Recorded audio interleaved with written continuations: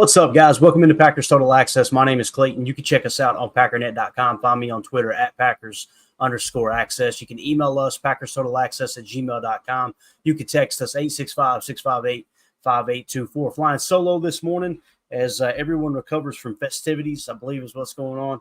Obviously, Tim's out of the loop right now. He's off the grid at an undisclosed location. We've got Emilio was actually up here in town for Mandy's surprise birthday party last night. Jacob is MIA. However, he's been celebrating his birthday. So probably flying solo today. I'll just leave it at that. But, we've been talking about what going to do a Saturday night show. And some people are like, why aren't we doing a Saturday night show? I just said I got dinner plans. But the reality was we had a huge surprise birthday parties planned for my wife. So Emilio making the trip up for that was a lot of fun. But, so we're getting settled back in. Trying to get woke up this morning. It was a good little shindig last night, a lot of fun. But I hope everybody's having an awesome Sunday morning here as we get ready for game week, man. It's wild. We're 5 days away, I guess. The Packers have already been preparing for the Eagles, probably been preparing for the Eagles all offseason, to be honest with you. Getting ready for that week one matchup and trying to figure out what they may or may not do with their new coaching staff additions. So, with that being said, though, let's go ahead and get the party started right. Give a shout out to our friends over at Ticket King, the official ticket provider of Packer Fan Total Access Live. Wisconsin-based since '92, specializing in Packers tickets. They are Wisconsin's largest ticket source with offices next to Lambeau and in Milwaukee. Just click on the link in the video description that'll send you to theticketking.com, where you can register for free as a customer. Go ahead and start shopping for your Packer tickets. Again, that's Ticket King, the official ticket provider of Packer Fan Total Access Live. We appreciate them sponsoring the show. Got a couple of topics to hit into. You guys know we try to gear this show in the dead time. We try to gear it around what's the team really focusing on right now, and more specifically, the front offices, the coaches. And what we mean by that is, some people think, okay, Goody's job's pretty much done. I heard someone say on a podcast the other day, the roster's put together now, and now the GM just sits back and let's see what happens with the team you put together. That's not the case at all. It amazes me how many people don't understand. How many people with a microphone in front of them don't understand exactly how the business operates? Goody's 24/7, 365 days a year. Like, the dude is traveling around and trying to gather information on up-and-coming prospects going into the 2025 NFL draft. He's also trying to make decisions and evaluations in real time on the players that are on the roster set to be free agents this coming off season. So there's a lot of things he's working on right now behind the scenes. It's not like he's just, okay, my job's done, let me kick back and relax now. Not the case at all. Let's see, we got 2-0 for this in the chat. Morning, Clayton. Happy Packers game week. Yes, sir. Good to see you in here, bud. Ron Samble in the house. Good morning, buddy. Josh Vallanningham. Morning, everybody. Morning to you, Josh. And then 2-0 for this says, Goot's only day off is Ed Policy Day. You got that right, buddy. You got that right. So we're going to kind of dive into that stuff. First things first, though, Packers tweeted this out. I thought it was cool. I got to keep it muted because there's some music that'll probably trigger a copyright. But the Packers tweeted out just a neat little video of them taking their team photo. Pretty cool stuff to see everybody and watching everybody interact, man. It looks like the vibe on the team is really good right now. And Lambeau Field, absolutely gorgeous in the background, right? It seems like these guys are really gelling. I know Luke Musgrave got a good pop there on Twitter. I don't know if they're making fun of the haircut or what, but there's Evan Williams in the video. Seems like he's fitting in really well. Pretty cool stuff from the Packers. So these are some of the shots they took. Obviously, the tight end room from left to right. You got Ben Sims. You got Tucker Kraft. You got Messiah Swinson. You can kind of see how much bigger Messiah is there than Musgrave and Kraft. He's a hoss. And then you got Musgrave on the right, of course. So with the tight ends coaches. And some of these other shots, just random, candid shots. Carrington Valentine, I don't know if you guys noticed, but every time you see Carrington Valentine, he's always in Jair's hip pocket. And I love that. I think that's absolutely awesome. It seems like he's someone who looks up to Jai and trying to pick his brain constantly. Obviously, you see Keyshawn there with the group. Let's see what else we got here. Well, actually, that's just a candid shot here. And then here's a couple of the units shots here. So you've got the DBs on the upper half of the photo. You see Xavier McKinney showing a little attitude there. Love to see it. Just a good-looking bunch, man. Jair got that cap on. You see Evan Williams, Javon Bullard. The thing I love about Javon Bullard always looks pissed off, too. I don't know. I just dig that. I think he's going to be a lot of fun to watch. And then at the bottom, of course, you've got the edge or defensive line room, I guess you could say. I guess that's the entire defensive line room. So big TJ Slayton back there looking like the grave digger, right? Got more chins than a Chinese phone book, and that's a good thing. You've got Rashawn Gary just always looking pissed off. It's cool to see everybody's personality kind of shine through. Jonathan Ford is a massive human being too. My goodness, man.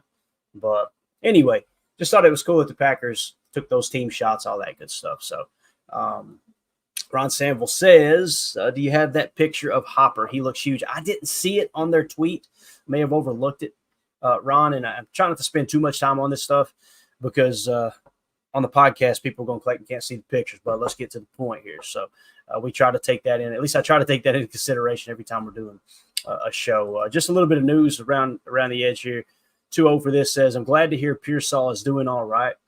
Yeah, man, that was wild. I woke up to that news this morning, and for those of you who don't know, and listen, take what I say here with a grain of salt because I haven't dug too deep into what exactly happened, but it sounds like Ricky Pearsall got shot in the chest last night in downtown San Francisco, I believe, and I think it was Adam Schefter that tweeted out it was a 17-year-old that allegedly shot him, and it sounded like all signs were pointing towards allegedly it being an attempted robbery. And yeah, I mean, listen, we love our Packers, we root for our team and everything, but it goes without saying, you never want to see anything happen to any other human being. I don't care what colors they're wearing, what team they're on, but it's just it sucks, man. It really sucks. And what you find, I ain't gonna get into it. Again, though, thoughts and prayers go out to Ricky Pearsall. That dude is I liked him coming out of the draft. I can't remember exactly where I had him on my board. Let's see if I can find it real quick. But he did. I remember thinking I was a little higher on him than others. Yeah, Ricky Pearsall I had as the 7th best wide receiver, right ahead of Troy Franklin in last year's draft. So it's just it's a damn shame, man, that you can't go out and not have to worry about those type of things. But the cool thing that came out of it, if there is something cool to possibly come out of it, people on Twitter were actually tweeting out a picture of him walking to the ambulance with a towel. They had a towel on his chest. So my man was like, I don't need that stretcher. He got shot in the chest, and he's walking to the ambulance like, that's the guy you want on your football team there, man. Just tougher than nails for sure. But anyway, let's get into some. Thanks for bringing that up though, because it is worth mentioning. Like I said, thoughts and prayers go out to Ricky Pearsall and obviously his family as they deal with that. Hopefully he won't miss any time. I'm not one of those Packer fans like, okay, well the good thing is he'll miss. No, dude, come on. These are human beings. There's more to life than just football and winning football games. But as a fan, all right. So a couple things that came down the pike. I thought this was cool, and I'm gonna go ahead and kill my camera here. We may activate it again here. There's no reason to have it on. Seeing that, we're recording a podcast and you guys don't want to stare at my ugly mug anyway, over here trying to get my 4th cup of coffee. Adam Schefter tweeted this out. Some post-cut down day stats via the 33rd team. All right. The youngest full roster in the NFL as it sits right now, as of 11:49 a.m. August 31st. Okay. Youngest full roster are the Green Bay Packers at 25.11 years old. The second youngest are the Tampa Bay Buccaneers at 25.59, then the Eagles at 25.62, then the Giants at 25.70, and the Chiefs at 25.73. So as it sits today on August 31st / September 1st, I don't think anything's changed dramatically. The Packers are once again the youngest football team in the National Football League. And that, to me, that's very exciting, man. Very exciting. The fact that you're contending constantly, right? You're contending for a playoff spot, and many people now have labeled the Packers as Super Bowl contenders. It's pretty wild that you're the youngest team in the league and you're still one of the Super Bowl favorites. That's just, I mean, what else can you say about a general manager, especially when it comes to building a roster that's going to compete? And it's easy to look back on last year. I think if I was the general manager, I would look up and go, all right, we were one of the youngest teams last year. Let's add a little bit of veteran knowledge in there. And we're okay if we raise that age up a touch, right? Goody doesn't see it that way. Goody's like, no, man, let's go find some more dogs on these young contracts. And we talked about this when we first started podcasting. And I remember people giving me a little bit of hate on it in just interaction. I was like, the key to playing the cash over cap game, because at the time we were truly playing cash over cap with Aaron Rodgers on the roster and trying to put some veteran help around him and being able to use voidable years and all those things. The key is you got to hit on these draft picks. And what I mean by that is when you hit on the draft picks, they're much cheaper contracts. And that's how you fill your roster out to allow you to play the cash over cap game and be able to put together a multi-mixed roster of veterans and young players. Goody seems now like, hey, look, give them a year or two. If it don't work out, let's move the heck on and let's go find someone else, and that's where I really tip my cap to Brian Gutekunst. There's a lot of general managers that allow their ego to kind of get in their way and refuse to cut players because, hey, that's my draft pick. And now this year he's going to get it together. This year he's going to get together. Now, listen, there's been examples of that. Your Darnell Savages, people like that, where you could tell it wasn't clicking, and we continue to bring them back. But I'm talking about like Amari Rodgers. It's a swing and a miss, right? Swing and a miss. Goody, cut him. Let's move on. The same thing really with Anders Carlson. Like, it would be real easy to try to feed your ego a little bit. Like, hey, if he puts it together this year, Goody's a genius for not giving up on him. But Goody and Coach LaFleur, and I'm sure Rich Bisaccia, they made the decision. You know what? He just hasn't improved. That's what Rich Bisaccia said the other day, was he just hasn't improved enough. He's improved. He just hasn't improved enough. And they see the new kicker that they got from Tennessee, Narvison, they see him as, hey, this dude's going to be significantly better, right? So I don't know. When it comes to building the roster and building a young roster, I used to push back a little bit, like, just in my own mind, I need a little bit of veteran help out here. Tell you, man, last year, maybe it was an anomaly. I hope it wasn't. But last year kind of shows, hey, listen, you get some veterans in key spots, keep building a young roster. As Ted Thompson used to say, it's a young man's game, right? So I think there's a lot of truth to that for sure. Like Nathan said here in the chat, good to see you, buddy. He says by a significant margin too. Absolutely. So the oldest full rosters in the league is, let's see here. Let's go from top to bottom. The Miami Dolphins at an average of 27.3 years old. Number 2 is the Vikings at 27.1. Man, the 49ers at 26.9. The Commanders at 26.9. And the Falcons at 26.8. Now, if this is the first time you've heard these numbers and you're thinking in your mind, Clayton, that's still a young number. Absolutely, it's still a young number. But when you compare your roster across the entire league and you are the oldest roster, what it says is you got a lot of players in place that are one step closer to being done in their career. Like, this might be the year that they fall off, right? To put yourself in a position to be the oldest rosters in the league, you're probably pushing the envelope a little bit, So the fact that it's the Dolphins, the Vikings, and the Niners, that makes me happy.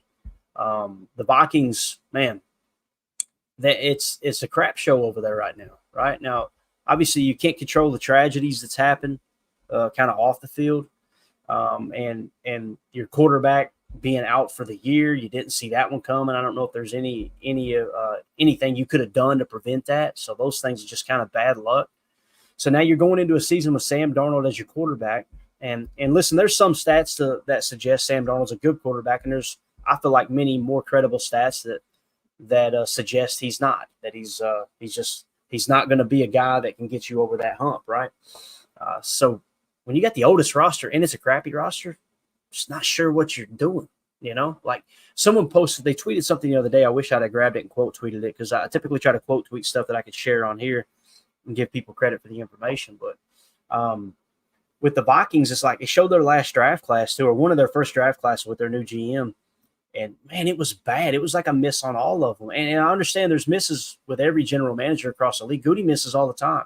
The hit rate is very low across the league when it comes to the draft. It's not like anyone is just tearing it up at 80 or 90% success, right? And with that comes an argument of, okay, what defines the success? And that always cracks me up.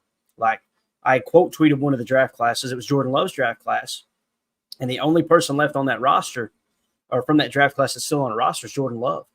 And what I said in the quote tweet, it wasn't a bash Goody. It was like, man, this is an ugly draft class, but you hit on the most important one, right? And I think someone responded on Twitter and said, yeah, but John Runyon was a hit. Look how much he got paid in New York. I'm like, what are we even talking about? You're going to try to convince me John Runyon was a hit and the dude, because of bad organization, overpaid him? Like, it was bad last year. Sean Ryan beat him out for the job pretty much. And Sean Ryan, listen, I mean, I know you guys don't need to hear me say this, don't need me to say this, but it's not like Sean Ryan's all pro material. Have we lowered the bar that much because you don't because we refuse to acknowledge that Goody does miss on some stuff, man? Every general manager misses. Those type of people always ask him, I'm like, why? When have you ever said anything negative about Brian Gutekunst? Show me the tweet. And I'm talking 95% of the time, there's not a single tweet, there's not a single comment, a single opinion where it's like, man, I don't know what Goody was thinking here. I'm sorry, when people are like that, I just kind of tune them out because, you're kind of in denial. You've convinced yourself this dude is absolutely perfect and does nothing wrong. Every general manager makes mistakes. So, but anyway, the youngest starter age, when you talk about the overall roster and how young they are, that's the bottom half of the roster that's probably kind of, making that number a little younger than it needs to be. What are the starters' age? And again, there might be a little bit of blurred lines here on who should actually be the starter. Are they doing it out of a base defense set? Are they doing it out of all your nickel personnel, what have you? But the information here from the 33rd team with their starter age, the Packers are still the youngest team in the league with the youngest starters age. So the starters alone on the Packers, what I assume they project is the top 22, which is probably in an 11 personnel, 3 wide receiver set and their nickel defense, which they're going to be in the majority of the time. The Packers starter age is 25.4, best in the league. Second is the New York Giants at 25.5. Third is the Tampa Bay Buccaneers at 25.7. The Chiefs are fourth at 25.7. That was wild. That's a wild number to me. They get the fifth youngest roster overall, and they get the fifth youngest starter age. So you see Andy Reid and Pat Mahomes and Travis Kelce, those guys they're continuing to bring in young talent and just somehow, some way make it work. It's pretty wild to think about. Good morning, Greg. Good to see you, buddy. Cheesehead Murph. Good morning, bub. Yeah. All right. And so that kind of catches me off guard a little bit with the starter age as far as the Chiefs. And when I seen the Chiefs, I'm going, okay, well, they had to rebuild the bottom half of that roster. Then when I seen the starters, I was like, holy cow, man, they actually climbed the spot. So interesting to see how these teams do. I know not many people are picking the New York Giants to do much this year. Same thing, well, with the Tampa Bay Buccaneers, I think they've got a decent shot. It seems like Baker's kind of found a home there, Baker Mayfield. But the Packers' youngest starter age, pretty wild. Here's the oldest starter age, okay? The Dolphins, 27.9 years old. The Browns, 27.4. The Vikings, 27.5. The Saints, 27.5. And the Panthers, 27.3. That Panthers age is – or that Panthers age numbers. Whew, they were a bad team last year. And one of the oldest as far as starters go. Dolphins leading the way there, obviously. Vikings in third place. But what you do notice is when it comes to the oldest starter age, there was one that changed there. The Niners are third at 26.9 in just overall roster, right, and age. They're the third oldest team. But they don't show up in the top 5 in starters. So they got a little bit younger in the starter category there. So, again, just something to kind of keep an eye on as far as how rosters are built, right, and what the common theme is around the league. These are the type of things we want to dive into and talk about because it's the NFL. It's all about trends. And if you can, it's so hard to do. And I've tried for so long, and I'm telling you, I'm horrible at it. I'm always so behind when new trends start. It's usually when the trends are about to head out of the league and they're about to fade out. That's when I catch on because I'm just a moron. But right now the trend is it seems like the teams that are keeping a fairly young roster are doing pretty well. Again, overall roster. Packers, Bucks, Eagles, Giants, Chiefs. Out of those 5, I would say one of those teams is not a good team in the Giants. And who knows? Maybe they turn it around this year. I doubt it because it seems like Daniel Jones just isn't the answer at quarterback. And we know that's the most important aspect of building a roster for sure. All right, let's do this now. Let's kind of shift gears. Since actually we'll kind of stay somewhat on topic. Let's talk about what Goody's doing right now. And again, I said this at the top of the show that when it comes to general managers this time of year, they don't have any time off. They're continuing to just absolutely crank out work and travel all over the country, especially now that college football has kicked up, right? It's now is one of their busiest parts of their work season. So yesterday, this is what we had as far as information. Jordan Reed at Jordan_Reed tweeted this out, said 24 NFL teams in attendance at the Clemson Georgia game. All right. Green Bay was one of those 24 teams, and they went into more detail and said general managers on hand in person watching the game. You had Bean from the Buffalo Bills. You got Poles from Chicago. You got Brian Gutekunst from Green Bay. And then you got, Sheen, I think is how you say it, from the New York Giants. So Brian Gutekunst was in attendance for the Clemson Georgia game. Now, listen, I don't want to overreact here and pretend like, hey, guys, he's got his eye on somebody. Those are big-name programs. I want to say Clemson was number 14 and Georgia was number 1 yesterday when that thing kicked off. So what I like to do is, okay, let's take a look at that, and let's say, okay, what prospects might they be looking at? Now, listen, there's no way we can predict them all, right? Because Brian Gutekunst is looking to build out the bottom half of the roster as well. So let's see who is on those rosters. And again, this is Clemson and Georgia. We're going to go to the consensus big board as it sits right now. Again, just like PFF, just like anything else we use, the consensus big board is not the secret sauce, not the answer to all of your questions around the draft. It's just another tool we can use that kind of gauges the entire draft community and how they're seeing everything sort of shake out, right, or set up for the season.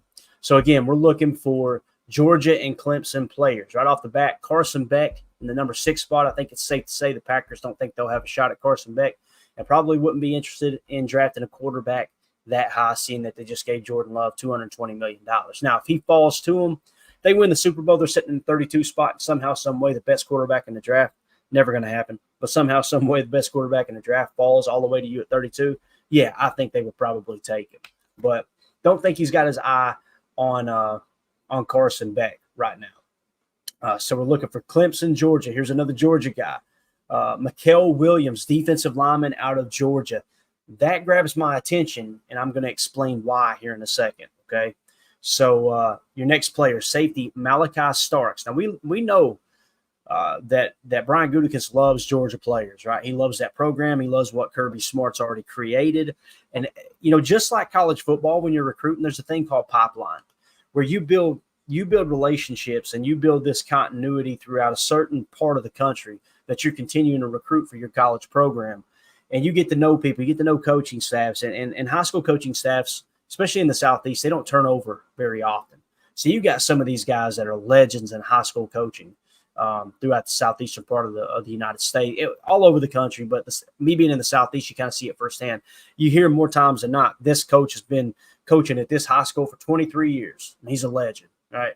So you build those relationships, you build those pipelines, and what happens is those high school programs, they welcome you in to go and recruit their players, and those coaches will open up and tell you everything about that player and help you kind of complete the profile that you're building around that high school player.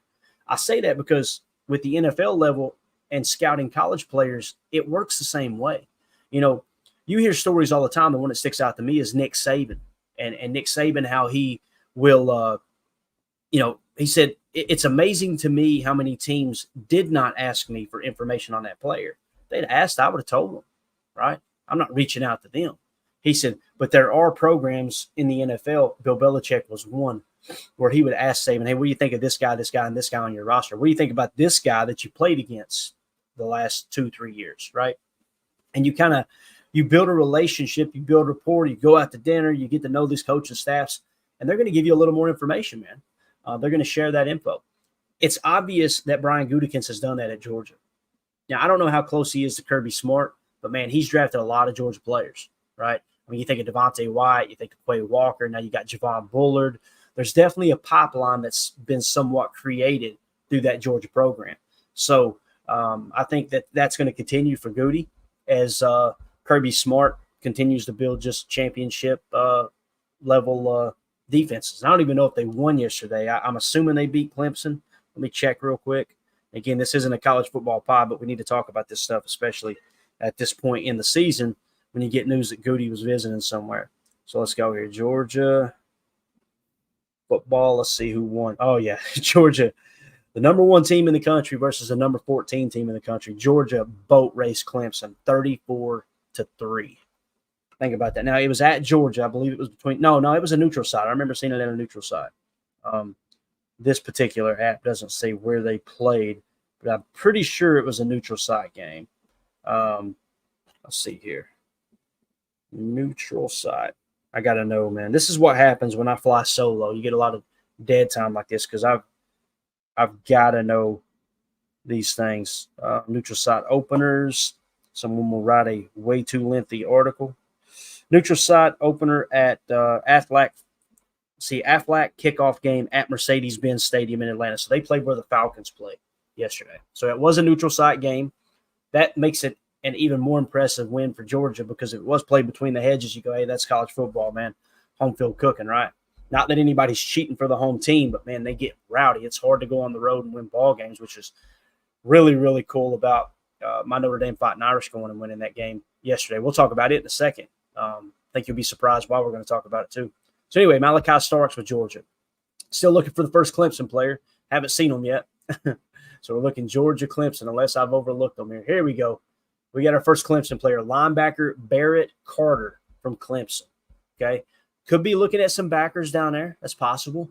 We got to find you've got Edgerrin Cooper, you got Quay Walker. Obviously, you want to find that third linebacker if for some reason Isaiah McDuffie or Eric Wilson isn't back. If they hit free agency and get poached away, that's definitely possible. I'm not going to go through the entire list. I just want to take a quick glance again. Clemson, Georgia is what we're looking for. Georgia tight end Oscar Delp. All right, he peaked at 36. He's sitting at 48 right now. That's one of the big names there. Georgia interior offensive lineman Tate Ratledge. You think about a player like that, and I don't know how versatile he is, and I know the Packers like to draft college tackles to play pro guard. That's kind of their MO or has been in the past. But if you go out and draft someone like a Tate Ratledge and he's a solid right guard, now you may look at kicking Jordan Morgan around in year 2 to a tackle position, right, if you need to. But that's a player they may have their eye on. Linebacker Jalen Walker. God, man, Georgia, they are loaded. Here's another Clemson player, offensive tackle Blake Miller. These are just some names. Take a quick glance at them, all right? We won't go any further there. Now, let's move on to some other news that broke. And this came in from Jim Nagy, who obviously handles the Senior Bowl. It says, sources tell at Senior Bowl that 5 NFL general managers will be in attendance for tonight's Texas A&M versus Notre Dame game. Those teams are the Bears, the Bills, the Giants, the Packers, and the Texans. Once again, 5 general managers. So think about this. Early in the day, Goody was at that neutral site. If these reports are accurate, okay, there's a chance it could have been mixed up, but it sounds like both reports were the general managers were in-house. Then that would have meant that Goody was in Atlanta, Georgia, watching Clemson, Georgia play, and then he flew out to Kyle Field, right, to watch Notre Dame play Texas A&M on the road, which, by the way, Notre Dame got a huge road victory there week 1. That's going to help their playoff chances in college football playoff this year. So I say that because if Goody was there at Texas A&M and Notre Dame, now let's just take a quick glance. Let's walk back through it one more time here. We're looking for Texas A&M and Notre Dame. First player on the list, Notre Dame, Benjamin Morrison. Some believe he's the best cornerback in the draft.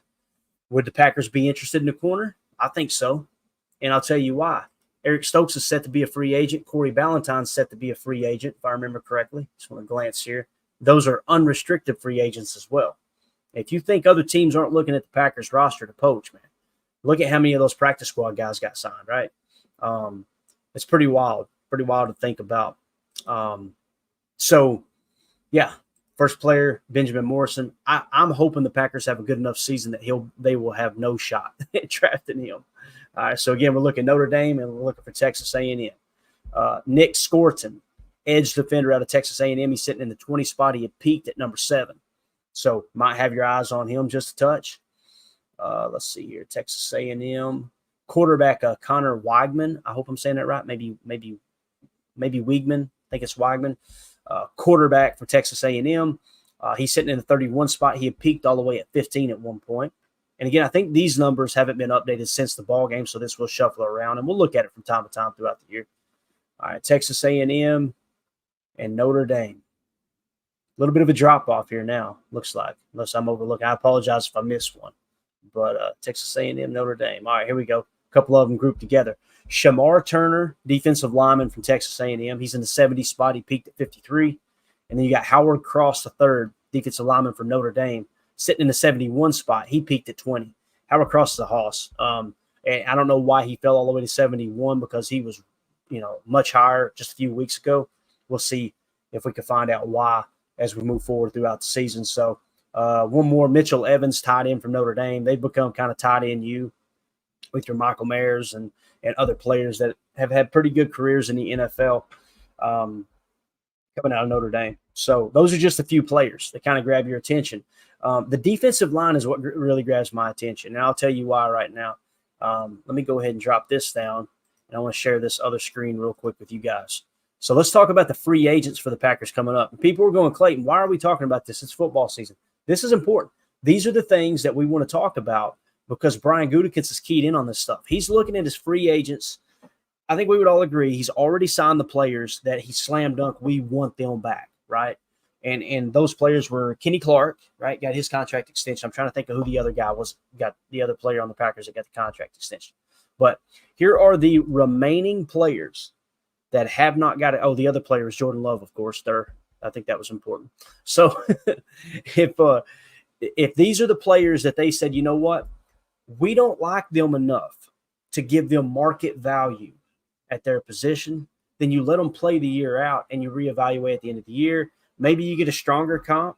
Maybe you get a weaker comp. Now's the time to re-sign a player because you're going to get a little hometown discount, in my opinion. Typically, they say it's like 5 to 15% money you could save on signing a player before their contract is up, right? Because when they hit the market, it's going to get inflated, right? There's going to be desperate, badly ran teams that are going to overpay for free agents. It's going to happen, right?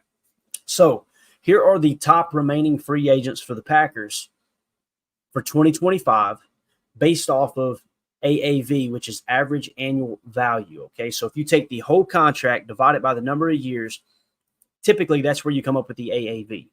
And to me, that's how you truly determine the value of a player, unless, of course, they were on a rookie contract. In this case, Eric Stokes was, that you say, okay, that's just kind of slotted that way.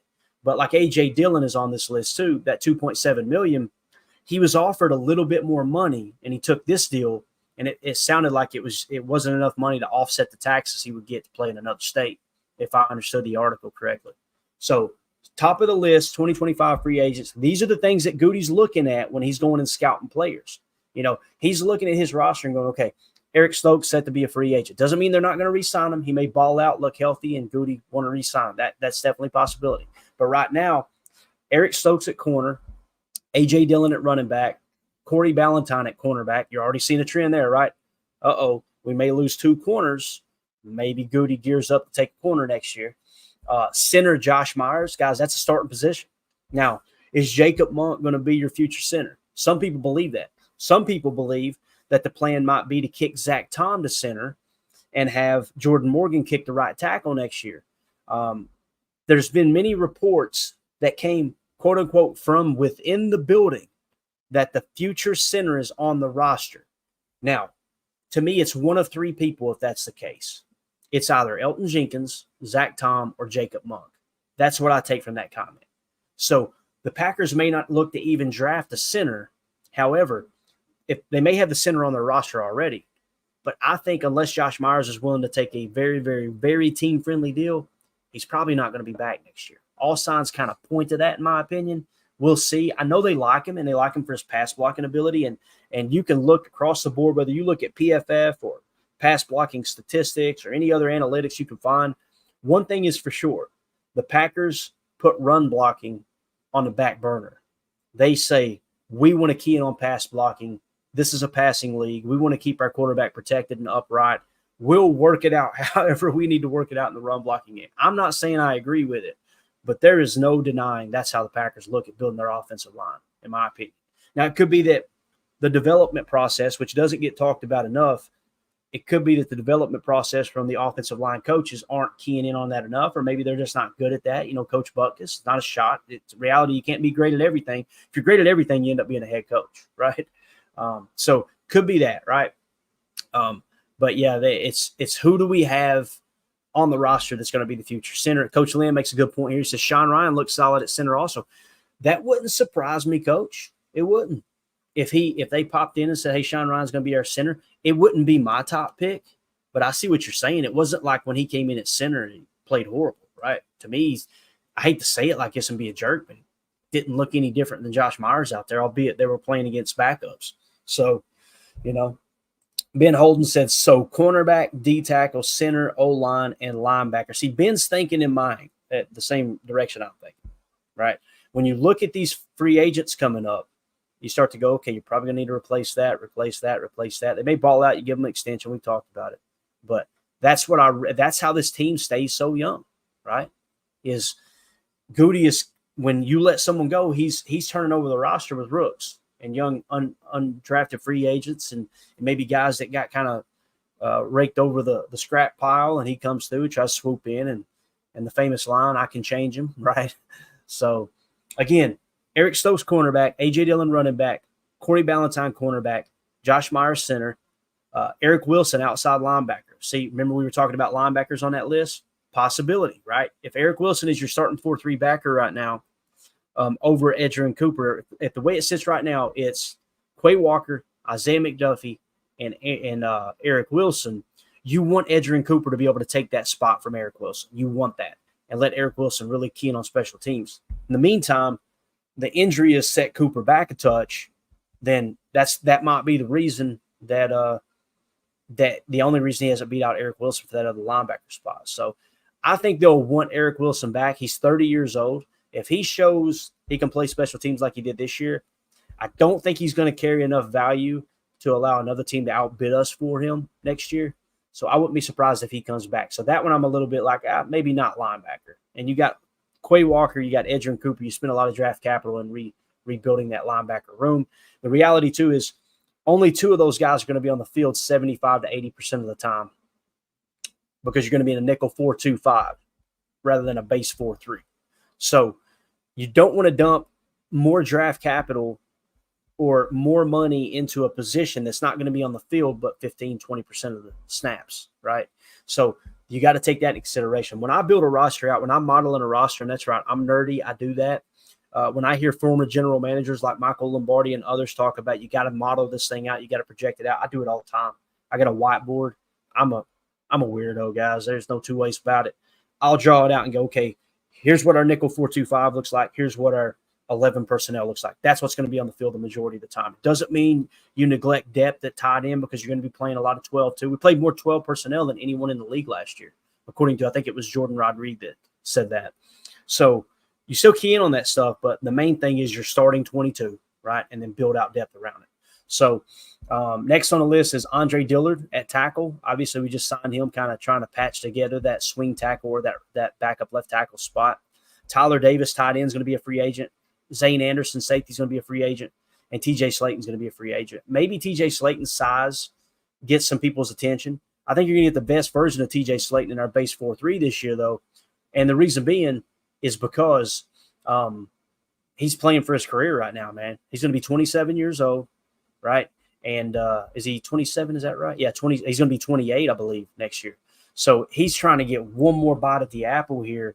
You're going to get a pissed off TJ Slayton this year, right? But again, he's an unrestricted free agent. Now, if you notice in the yellow here, and this is on Spot Track, you got exclusive rights free agents. The best way to look at these guys is if Packers want them back, they can get them back. No problem. Okay, just put it that way. Don't even treat them like free agents. It's more of like a team option. The team gets to make that decision as opposed to the player. When you get the UFAs, the unrestricted free agents, they can be gone. You know, if you want to keep them, you better not let them hit the market. Okay, so Aaron Mosby, Jonathan Ford, Daniel Whelan, and Emmanuel Wilson, they will be back if the Packers want them back, no doubt about it. Right. Going down the list here, Isaiah McDuffie, that's another one. Only 26 years old. I think there's a good chance they let him test the market, and they would probably pay him market value. I think they really like Isaiah McDuffie. I don't think Eric Wilson, because of his age, is going to warrant a larger contract, if that makes sense. I just don't see that happening. But nonetheless, Isaiah McDuffie, I think at 26 years old, I think you want him back. I wouldn't be surprised if they worked out some kind of extension that's just not too over the top, something that they go, hey, here's your comp. I could see that. It's just rare that you get those extensions done in season, right? I don't even know if Goody's ever done that, to be honest. I don't think he has. I could be wrong, though. So he's an unrestricted free agent, right? Next, you got Kadeem Telford, LJ Davis, and Bo Melton. They're all exclusive rights free agents. So Bo Melton, he ain't going nowhere for another year, in my opinion. You've got his rights. Now, again, there's some draft picks and stuff that's involved in that. If another team wants to come in and get them, we won't dive too far into the weeds there. But another one is Caleb Jones. He is a restricted free agent. With the restricted free agent, I'm pretty sure that's the one that involves a draft pick. So they can, however much money they want to pay Caleb Jones, another team can come in and match that or beat it, and then they comp the value of that contract out to draft pick value, and that team has to forfeit a draft pick for them. So it works out. It's like almost like an arbitrary, design trade, if you will. So. So I just wanted to kind of dive into those because some of those players we were talking about were Goody's on the road doing some scouting. What positions grab your attention? Again, corner kind of jumps out to me. You're always going to draft offensive linemen. Like I said, if I hadn't heard the center of the future is already on the roster, I would think probably looking at centers, but I bet they like what they got on the roster. Just replace Josh Myers if he's not willing to take a very team-friendly pay cut or contract, I should say. Outside of that, that's pretty much it, I think. Defensive tackle. So Goody's probably got his eyes on some defensive linemen. Notre Dame has a solid defensive line. I'm sure Texas A&M, I'm sure they're built in the trenches fairly well too. But yeah, I don't know. That's kind of how I see that. So again, I just wanted to take a quick second and look at those free agents, right? And look at who the Packers may or may not be scouting. I think that now's the time to do that because we're about to dive into deep diving. All right, what are the keys to beating the Eagles? What are they good at? What are they bad at? We'll get that queued up for tonight's show, 7 p.m. Central. We're going to look at the PFF preview and show you everything from the line and the line changing, how PFF's analytics look into the line, where's the best bet type thing. Not that we're a gambling show, but I'm telling you, you follow the money, you could typically be one step ahead on which team has the, which team may or may not have the advantage going in. So I put a poll question up. I was going to try to find it. Here we go. All right, so we got a poll question up. I cannot put it on the screen, unfortunately. I can screenshot it. Let me see if I can screenshot this. It may look a little wonky. Let's see if we can get this up. So I put a YouTube poll question up when we went live here, asking fans how they're feeling about this. And we'll wrap up after this. Let's see if I can get it in here. Got a redneck running the show by himself. This is bad. This is going to end up bad. All right, here we go. So here's what I asked. Poll question. Which option best describes your feelings towards Friday's matchup versus Philly? Packers in a close one. Packers win in a close one. Eagles win in a close one. Packers win in a blowout. Eagles win in a blowout. And it was runaway. Packers win in a close one at 69%. Second was Packers win in a blowout at 18%.